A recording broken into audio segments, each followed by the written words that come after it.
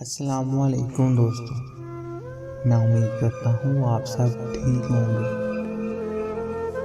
جس معاشرے میں انصاف ختم ہو جاتا ہے وہ معاشرہ تباہ و برباد ہو جاتا ہے۔ اسی کے ریلیٹڈ بہت ہی زیادہ انٹرسٹنگ ویڈیو آپ کی خدمت میں لے کے حاضر ہوا ہوں۔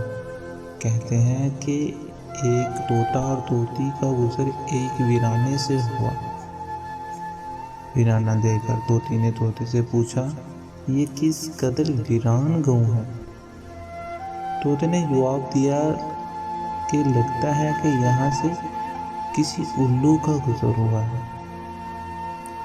جس وقت طوطا اور طوطی آپس میں باتیں کر رہے تھے، اسی وقت ایک الو کا بھی گزر وہاں سے ہو رہا تھا۔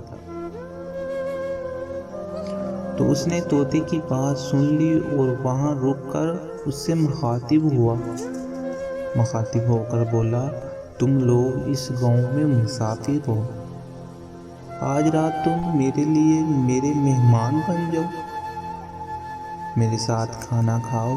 الو کی محبت بھری دعوت سے طوطا اور طوطی انکار نہ کر سکے اور انہوں نے الو کی دعوت قبول کر لی۔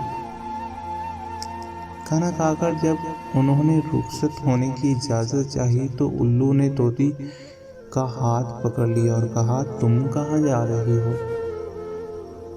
املی پریشان ہو کر بولی، یہ کوئی پوچھنے والی بات ہے، میں اپنے خاوند کے ساتھ واپس جا رہی ہوں۔ الو یہ سن کر ہنسا اور کمان، تم کیا کر رہی ہو؟ یہ تم تو میری بیوی ہو۔ اس پر طوطا اور طوطی الو پر جھپٹ پڑے اور گرما گرمی شروع ہو گئی۔ دونوں میں جب بحث و تکرار زیادہ بڑھ تو الو نے طوطے کے سامنے ایک تجویز پیش کرتے ہوئے کہا، ایسا کرتے ہیں کہ ہم تینوں عدالت چلتے ہیں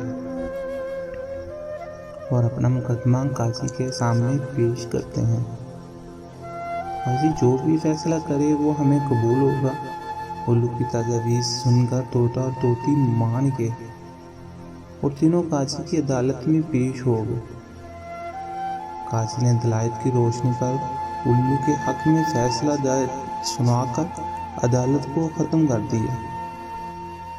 طوطا اسی بے انصافی پر روتا ہوا چل دیا تو الو سے آواز دی، بھائی اکیلے کہاں جاتے ہو؟ اپنی بیوی کو تو ساتھ لیتے جاؤ۔ طوطے نے حیرانی سے الو کی طرف دیکھا اور بولا، اب کیوں میرے زخموں پہ نمک چھڑکتے ہو؟ یہ تو اب تیری بیوی ہے، عدالت نے تو اسے تمہاری بیوی قرار دیا ہے۔ الو نے طوطے کی بات سن کر نرمی سے بولا، نہیں وسعتی میت کی نہیں بلکہ تمہاری بیوی ہے۔ اس میں تمہیں صرف یہ مانا جاتا تھا کہ بستیاں الو ویران نہیں کرتے بلکہ ناانصافی سے ویران ہوتی ہیں،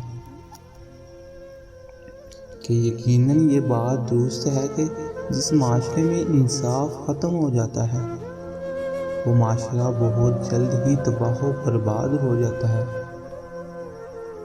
اسی لیے اپنے معاشرے میں انصاف اور رواداری قائم کریں اور کسی غریب کی حق تلفی نہ ہونے دیں، کیونکہ غریب کی بد دعا آسمان کے دروازے ہلا کر رکھ دیتی ہے۔